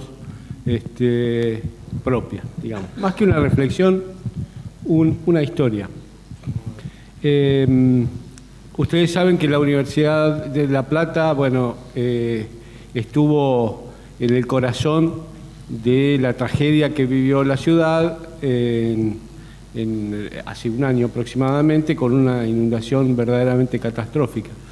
Lo estuvimos desde el punto de vista de la organización, del apoyo social, de las colectas, las distribuciones, etcétera. Es decir, en la inmediatez del problema. Sin embargo, nuestra obligación era pensar qué había pasado, por qué había pasado y qué nos podría pasar en el futuro, y eso era lo que nuestra comunidad nos demandaba. Entonces, por supuesto, hicimos lo que sabemos hacer, que es convocar a los especialistas en los distintos temas, y se juntaron en talleres, etcétera, y por supuesto surgió de allí que el problema era muy complejo. Había temas que tenían que ver con lo climático, el cambio climático, la hidrología, el planeamiento urbano, por supuesto la producción, porque La Plata ha crecido en producción hortícola de una manera importante, con un uso de la tierra distinto del que tenía hace unos años. Aparecieron en ese momento terribles problemas de comunicación, de energía naturalmente, posteriormente problemas de salud, surgió contaminación de las vías de agua. En fin, un problema, una serie de problemas encadenados que si lo resolvíamos de la manera tradicional, como fue el primer intento, de una convocatoria a ideas proyecto, y se presentaron 30 y tantas ideas proyectitos pequeños. Y el tema era, como decía el profesor Williams, ¿cómo hacemos para mover el amperímetro? Con 30 y tantos pequeños proyectos, cada uno orientado a una disciplina, no lo íbamos a conseguir. Entonces, retomamos a los autores de esas ideas proyecto otra vez a trabajar en taller con una orientación muy fuerte de parte nuestra, a que íbamos a buscar financiación para proyectos que verdaderamente pudieran llegar a resultados concretos en una cantidad importante de estos interrogantes que yo planteaba al principio. Y efectivamente, la gente, que es lo que en definitiva quiero transmitir, los investigadores hicieron el esfuerzo y de los 30 y tantos se resumieron a 6 grandes proyectos que implican el trabajo de más de 100 investigadores cada uno. Cada uno no, en el total. Es decir, estamos involucrando en el problema más de 100 investigadores. ¿Qué ventaja o qué mérito tiene esto? Bueno, tiene el mérito de entender que las personas están dispuestas a hacer un esfuerzo más allá de la presentación tradicional. Eso nos pareció sumamente rico. Si uno le propone un desafío y los invita a trabajar multidisciplinariamente, a organizarse, a generar una línea de trabajo, la gente está dispuesta. Me parece que la respuesta inmediata a eso es una política de evaluación del personal que tiene que ser consistente con esto. Esto Juan Carlos lo marcó también y lo hemos venido trabajando en la Comisión de Ciencia y Técnica del CIN. Este tipo de tareas tiene que tener un reconocimiento importante en la trayectoria personal de cada uno, porque de lo contrario la gente que hace este tipo de actividad se suicida desde el punto de vista de sus carreras individuales. Bueno, esto es simplemente una reflexión y un ejemplo. Yo creo que estamos suficientemente maduros para hacer un cambio importante. Me parece que a lo mejor ustedes mismos quieren, por supuesto, abrimos la ronda de preguntas. Sí, Juan Carlos Avelero. Desgraciadamente llegué un poquito tarde y me perdí las primeras exposiciones, pero de todas maneras tengo una pregunta y 2 observaciones. Ciertamente, desde las políticas públicas hemos visto en los últimos años un gran crecimiento y una gran riqueza en diversidad de políticas públicas para el financiamiento de la investigación. Ahora, como estamos hablando de políticas públicas para la investigación en la universidad, me parece que todavía tenemos una laguna en cuanto a una política integrada de apoyo al posgrado, que es donde se hace la mayor parte de la investigación de la universidad. Ciertamente las becas del CONICET apoyan a través del apoyo a individuos que hacen tesis los doctorados en la universidad, pero falta, a mi parecer, una política de apoyo institucional a los posgrados y en particular a las maestrías, que son una parte importante del posgrado, donde no hay una fuente de becas y entonces tenemos maestrías en muchos casos que se desarrollan en horarios vespertinos, en condiciones que no son las más adecuadas para el desarrollo de las maestrías. La segunda pregunta, atendí con placer la observación de Roberto Williams de la necesidad de atraer talentos y la anécdota del ingeniero de MIT.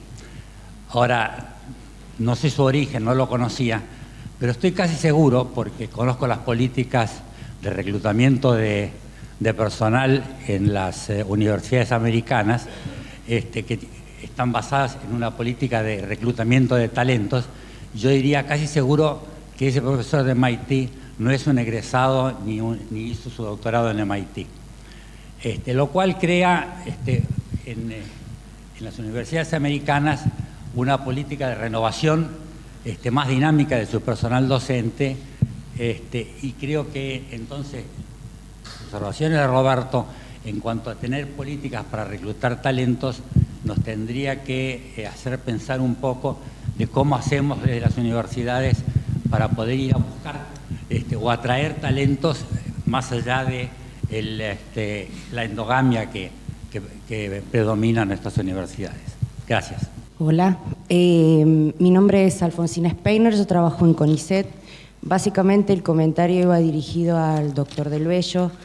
En realidad, con mucho esfuerzo estamos tratando de implementar una política de federalización en las convocatorias a ingresos a carrera y a becas. Desde el 2012 nosotros estamos destinando el 25% de las vacantes de las convocatorias a regiones geográficas, localidades y provincias que hemos determinado como prioritarias. Eso ha costado, ya desde el punto de vista político como desde su instrumentación, un gran esfuerzo. En particular porque, y en eso me gustaría hacer un poco de hincapié, no tenemos que olvidar de que esa concentración, que quizás está profundizada en lo que es ciencia y tecnología, en donde el 10% de los investigadores, casi el 80-90% de los investigadores está en lo que denominamos una zona central. Eso también se corresponde con una distribución poblacional de la Argentina.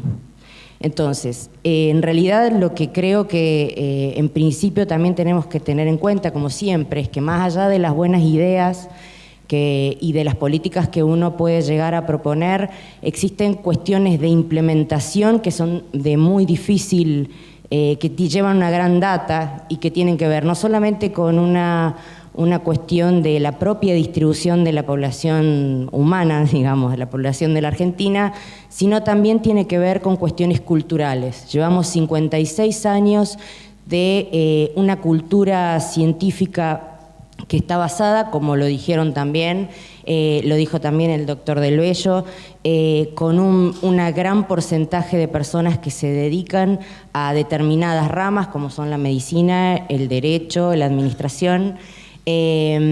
Nosotros uno de los problemas que tenemos para implementar, por ejemplo, políticas focalizadas, es que no tenemos graduados físicos interesados en hacer ciencia y tecnología, entonces tenemos problemas para llenar, aun cuando tenemos todas las vacantes del mundo en CONICET, tenemos problemas en ese sentido. Entonces, quería hacer como una reflexión respecto a que lo que necesitamos son políticas de largo plazo, por supuesto.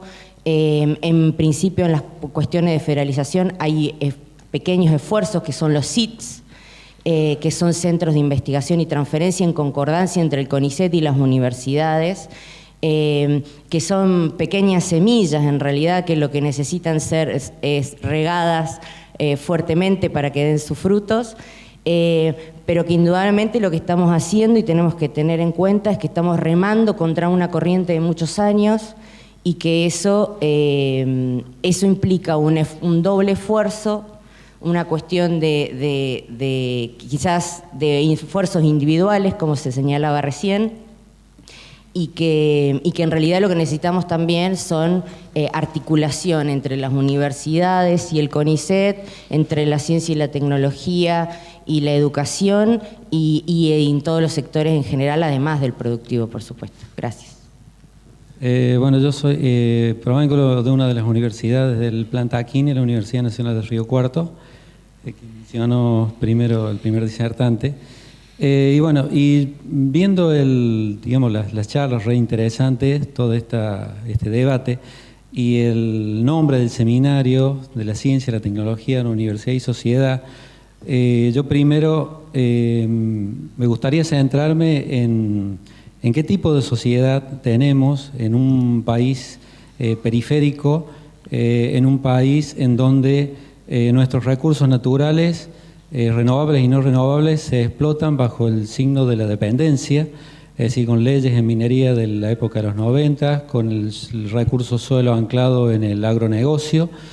Y entonces ahí pienso qué papel tiene que tener la universidad pública, y entonces ahí es como que le doy una mirada distinta a la ciencia, a la tecnología y el papel de la universidad. Y entonces mi pregunta es, los profesionales que genera la universidad tendrían que estar con la capacidad para transformar esas deficiencias estructurales económicas tan grandes que tenemos en nuestro país, con desigualdades muy marcadas, y la investigación, en definitiva, pienso en la primera conferencia que se dieron a la mañana, que hablaba de políticas de investigación y desarrollo, yo las veía más como instrumentos de financiamiento al servicio de determinadas políticas. Entonces, yo lo que querría es que los instrumentos de financiamiento, lo que creo, y también lo planteo como pregunta al panel, no tendrían que estar al servicio de desarrollo de políticas públicas y políticas públicas de largo aliento, ¿cierto?, que sean transformadoras de una sociedad que, en definitiva, necesita una transformación muy grande. Esa es mi opinión. Gracias. En la opinión de los panelistas, ¿cuál sería el carácter diferenciado, específico de la investigación que se hace en las universidades regionales que están fuera de los centros de poder, las cuales por supuesto responden a otras necesidades de contexto, están sometidas también a otra dinámica de oferta y demanda de producción de conocimiento, a otros estímulos, a otros mecanismos también de financiamiento, en fin, ¿qué criterios de relevancia, sin negligenciar por supuesto los criterios de calidad, debiera tener la investigación que se hace fuera del centro del país? A ver, yo quiero, más que preguntas, fueron un poco de reflexiones. Entonces, quiero sacar como mi conclusión. Yo la verdad que me siento quizás un poco más optimista que el promedio y creo que las cosas que se están haciendo son mucho más sustanciales de lo que se ha señalado. A mí me parece que en financiamiento hemos avanzado mucho. Yo incluso pondría en agenda también la creación de Fondear en estas últimas semanas, un fondo que al financiamiento crediticio con un volumen de 10.000 millones de pesos se le añade un acompañamiento en la posibilidad de financiar proyectos de desarrollo tecnológico con instrumentos como ANR, con capitalización de empresas para replicar en otras áreas lo que es la experiencia de ITEC. Se puede hacer algo similar en salud, en agro, en transporte. Entonces me parece que el financiamiento, que ha crecido mucho, tiene que ir acompañado por buenos proyectos y hoy me parece que quizás pondría más el déficit en este último punto que en la cuestión de financiamiento. Y esto me lleva también a la cuestión de que la agenda, y era un poco lo que quería transmitir, es la agenda de modos de aplicación social del conocimiento, no solo el camino académico de la disciplina consolidada, de las comunidades académicas consolidadas. Acá estamos en el desafío, si queremos atender más objetivos y hacer de la ciencia y la tecnología, del conocimiento en general, un motor de desarrollo, distintos modos de trabajo de la actividad científica y de generación de conocimiento. Y ahí hoy tenemos 70.000 investigadores. Comparto que los talentos no los podemos perder, los tenemos que apoyar, pero también desde las políticas tenemos que darle un método de trabajo y un anclaje a la gran mayoría silenciosa que no van a ser tan brillantes ni innovadores y que sin embargo tienen que contribuir al bien social y hay que orientar ese trabajo y ese esfuerzo y articularlo con necesidades concretas. Desde luego los incentivos es una prescripción clave, hay que armar sistemas de evaluación, premios, recompensas, etcétera, pero hay que romper la inercia, yo creo, con acciones más firmes y explícitas, con proyectos, por ejemplo, el que comentaba la experiencia del DTEC, pero hay muchas experiencias hoy en día en Argentina que se están haciendo y que hay que saber aprender de ellas y darle escala si es que son buenas. Y ahí la universidad puede hacer mucho, porque no es, acá en el terreno no es solo, el partido no se juega solo en el financiamiento y en la estructuración del I+D como modo de conocimiento orientado a la excelencia. también hay otros modos que la universidad ahí me parece que tiene muchas más herramientas, y en ese punto la autonomía tiene que volverse un valor y un potencial y no un refugio o excusa. Y después creo que en definitiva lo que tenemos que seguir pensando es que acá entonces se trata de grados y no de opciones dicotómicas, y que buena parte del partido se juega en los instrumentos, en la aplicación concreta de esta filosofía que creo que se va haciendo sentido común en Argentina, de reconocer el rol que tiene el conocimiento, la ciencia y la tecnología en la innovación. Pero la experiencia concreta y lo que marca la diferencia entre los países es la habilidad y la creatividad puesta en aplicar esto. Y ahí me parece que tenemos enormes recursos en la universidad y en las otras instituciones que se nombraron, en el INVAP, en ITEC, en la Comisión Nacional de Energía Atómica, en el CONICET, y que se están haciendo muchos trabajos. Entonces me quedo con esta reflexión. Creo que hemos multiplicado las experiencias, tenemos que hacer un balance, una lectura de estas experiencias, consolidar lo bueno y saber que esto instala un piso sobre el cual hay que seguir construyendo. Te estimulé. Sí. En función de algún comentario, quería hacer una reflexión sobre cuál es el papel central de la universidad. La universidad no sé si va a poder cambiar la sociedad. Lo que tiene que hacer es formar recursos humanos para un cierto plan social o plan de país. Y en ese sentido, una cosa que a mí me preocupa mucho es que la complejidad de la situación actual realmente hace y requiere de saberes que van mucho más allá de las ciencias fácticas, incluye las ciencias sociales, y el peligro que se corre es que los esquemas de formación de recursos humanos entonces caigan en generalidades sin ir a profundidad, y por lo tanto perdamos la posibilidad de crear talentos. Esos talentos que quiere cazar Williams, primero se tienen que formar, y para formarse tienen que tener una muy sólida formación disciplinaria en temas muy específicos. Entonces, ¿cómo darle a un ingeniero una muy sólida formación en física del sólido y al mismo tiempo en la evaluación del impacto ambiental de una determinada tecnología cuando se implementa en el Gran Buenos Aires, por decir algo? Y ese creo que es el gran desafío que tenemos en este momento, la gran dificultad y el gran riesgo, porque creo que todavía no tenemos una sociedad en la cual haya una conciencia o haya vocaciones para este tipo de actividades. Ese creo que es el punto central. Podemos generar vocaciones, podemos captarlas, podemos impulsarlas, y bueno, creo que ese debería ser el papel central de la universidad. La investigación y el desarrollo es como un bonus o una herramienta fundamental para cumplir esta tarea.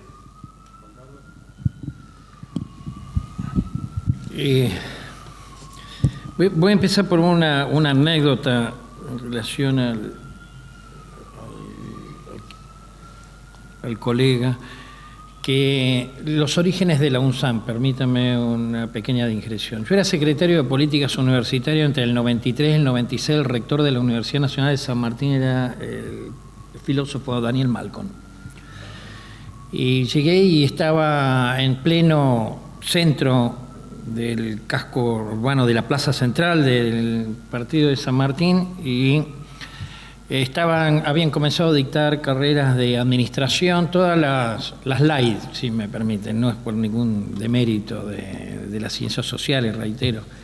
Y yo le dije a Malcolm, ¿vos te diste cuenta que el partido de San Martín es el principal partido industrial del conurbano bonaerense? ¿Vos te diste cuenta que en las fronteras del partido de San Martín está el INTI en Migueletes y con un alambrado, porque es un alambrado, está el Centro Atómico Constituyente? Vos te das cuenta, por lo tanto, la potencialidad que tendrías para hacer ciencias básicas, ciencias aplicadas y tecnología. Mudate del microcentro y te vamos a acompañar de la Secretaría de Política Universitaria a romper el alambrado. Esas fueron mis palabras, y ahí se puso, rompiendo el alambrado, los primeros edificios de precarios en biotecnología, y se creó un centro de biotecnología y que también abrevaba de investigadores que estaban en INGEVI y que estaban también en Leloir, y algunos se mudaron, Parodi, bueno, se incorporó Francia, etcétera, etcétera. Y después dije, ¿y vos te acordás que en el Centro Atómico Bariloche está el Balseiro con la Universidad de Cuyo? Me imagino que va a cesar algo con el Centro Atómico Constituyente, y hoy tenemos el Instituto de Investigaciones Jorge Sábato. Y el sendero, por lo tanto, fue un sendero distinto. Y un sendero que, en relación a las palabras del colega Río Cuarto, es un sendero que tiene que ver con el desarrollo del país. Segunda reflexión y respecto del CONICET y las políticas. Aquellos que desde la universidad están tratando de hacer cosas, tratan de aprovechar todas las oportunidades de financiamiento, pero las oportunidades de financiamiento tienen, a mi juicio, pese a todo lo que hice, o sea, si me permiten voy a utilizar una frase de la presidenta, nunca menos. O sea, no menos que esto, pero hay mucho por hacer y agregar a las políticas. Que tengamos 25% de los ingresos en un plan de federalización, a mi juicio, no existe porque es un sistema liberal de la motivación de cada uno de los actores, es decir, alguien que hizo una beca, etcétera, y a dónde se va a meter. Y lo que hacemos desde las universidades es cómo los vamos atrayendo como los pollitos, ¿no es cierto?, que comen de a uno. Entonces hay que traerlos, entonces es un esfuerzo mayúsculo. Segunda anécdota. El Ministerio de Planificación, a través de la Secretaría de Comunicaciones, dijo, este país en el cual ingresan no más de 150 alumnos a Ingeniería de Telecomunicaciones, teniendo la TVA, etcétera, etcétera, no puede seguir así. Tenemos que tener más formación de recursos humanos en telecomunicaciones, no solamente en ingeniería en telecomunicaciones, sino técnicos. A veces uno se pregunta si no se necesitan también técnicos en petróleo, por decir algo. O sea, tampoco es un demérito la formación de técnicos, ¿no? Porque esas estadísticas, Joaquín, tenemos que decir que en la educación superior no universitaria la formación técnica, que no de formación docente, es básicamente en los campos de la administración y no tiene nada que ver ni con los Fachhochschulen alemanes ni con los politécnicos británicos, o sea, eso no tiene nada que ver, digamos, o sea, contribuye muy poco al desarrollo. Por lo tanto, a mí me parece que una de las políticas faltantes, y la metería, es una acción más planificada de carácter institucional. Es decir, vamos a trabajar en esto y ahí vamos a convocar a ingresar. Puedo poner el ejemplo de ITEC y entonces ahí planteo una crítica. Yo no tengo ninguna duda que, siendo los orígenes del laboratorio de investigación de YPF, Florencio Varela tenga algo que ver, y teniendo en cuenta la capacidad que tenga La Plata, tiene algo que ver con ese territorio, pero también tiene que ver con un territorio donde están los yacimientos. Ya sé Comodoro Rivadavia en el Golfo San Jorge o llámese la cuenca neuquina. Entonces una programación es distinta, porque decir, vamos a hacer un instituto que va a tener 3 sedes, y en una de las sedes vamos a llamar ingreso a la carrera investigadora a ese lugar, no a donde quiera el investigador. Es decir, es una acción mucho más focalizada, mucho más planificada. Sigo volviendo con el tema de telecomunicaciones. Ese Ministerio de Planificación en el área de comunicaciones encomendó a 4 universidades que hiciéramos ingeniería en telecomunicaciones. Entonces, el Ministerio de Educación nos da aportes de docencia, el Ministerio de Planificación aportes de equipo de laboratorio, pero no está el MinSIT. Entonces, es un problema de la contradicción de la política pública. Es decir, ¿de qué me vale a nosotros como universidad tener una carrera en telecomunicaciones en San Carlos de Bariloche, pegado al INVAC, que hacen radares, satélites, etcétera, etcétera, si además no tenemos una institucionalidad de I+D en telecomunicaciones? Ahora, ¿cómo los traigo? Uno por uno, a ver si se presentan en el casillero que es el 25% para el plan federal. No existe eso. O lo estamos buscando en la búsqueda de talento que decía Roberto Williams. Es decir, bueno, es bastante complicado. Entonces, a mí me parece que tenemos una carencia de la política pública y yo creo que el CONICET ha hecho cosas maravillosas y en este sentido también quiero decir que no quiero que se malinterprete. El CONICET financia buena parte del personal de investigación de las universidades. Porque más del 70% de los investigadores del CONICET tienen lugar de trabajo en las universidades, la mitad de ellos trabajan en unidades ejecutoras de doble dependencia y la otra mitad están en departamentos y facultades. Y buena parte de ellos lo financia el 100% del salario, el CONICET, y la universidad figura en el casillero de la dedicación simple. Entonces, el CONICET financia buena parte de la actividad de investigación en las universidades con los recursos humanos que están en las universidades. Yo lo que digo es, ¿por qué no vamos por más? Este es mi mensaje, así que yo creo que estas cuestiones que vos decís me parece todavía son limitadas. El papel de las universidades públicas en el planteo de Río Cuarto, bueno, primero recordando lo que dijo Mario Bornoz, tanto Mar del Plata como Río Cuarto, como Sur, entre otras, van a figurar en los listados y centro, van a figurar en los listados como universidades que hacen buena investigación y están ahí, y son de universidades medianas, pero el total de universidades son mucho más que estas 4 que he mencionado, y sin embargo no hacen eso. Y estas universidades medianas hacen más investigación que una universidad tradicional como el Nordeste. Entonces quiere decir, vuelvo a insistir, la trayectoria. ¿Qué hacen las universidades públicas? Y yo creo que las universidades públicas, a tu planteo y desde el punto de vista de la dependencia, etcétera, es tener una mirada proactiva a resolver los problemas del territorio, que son problemas económicos y sociales. Yo soy rector de una universidad que está en Río Negro. Obviamente, si hacemos telecomunicaciones, aportamos a satélites, radares, vamos más allá del territorio, pero la empresa de tecnología INVAP está ahí. Pero podemos hacer geología, y en ese sentido hemos hecho las perspectivas de lo que es Los Caldenes, que es una reserva que se acaba de cubrir, hidrocarburífera en Río Negro, de 15 millones de barriles, y estamos con la fibra de guanaco para hacer tejidos, con cooperativa de productores de la meseta de Somoncura, y muchos de ellos son pueblos originarios, y el MinSIT abrió una puerta para hacer centros interinstitucionales, y presentamos una acción para hacer un centro con el INTA, y en nuestra universidad el INTA, el CONICET, el INVAP y el CIATI, que es un centro de investigación y transferencia que tiene que ver con la fruticultura, forman parte del Consejo de Investigación de la universidad con voz y voto. O sea, los stakeholders están adentro, no es que opinan, sino están adentro de la institución. ¿Y qué podemos hacer? Y yo tengo que mirar que hacemos peras y manzanas y aportamos $300 millones de exportaciones, y que a diferencia de Nueva Zelanda y Australia, que están haciendo biotech sobre manzana, nosotros no estamos haciendo nada. Y me parece que es un error, y es un error de que no hay esa demanda solvente, pero esa demanda hay que crearla siguiendo lo peirano. O sea, no podemos estar a la espera.